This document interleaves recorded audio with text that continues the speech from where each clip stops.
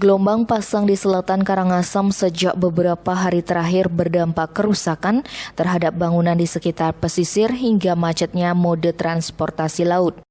Begitu pula gelombang laut pasang yang diperkirakan setinggi 2 meter Kamis 24 Juni akibatkan pondasi pondok milik 3 keluarga nelayan di pesisir Tanah Ampo, Desa Ulakan, Kecamatan Manggis tergerus.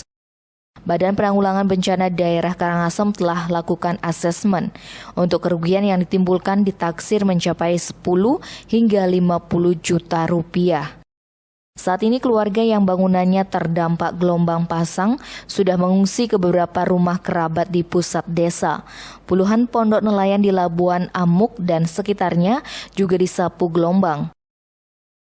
Pelaksana tugas BPBD Karangasem Ide Bagus Ketut Arimbawo mengakui cuaca belakangan ini tidak bersahabat.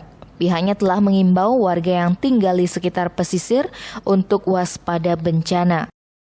Gelombang pasang juga membuat mode transportasi laut di Karangasem diperhitungkan.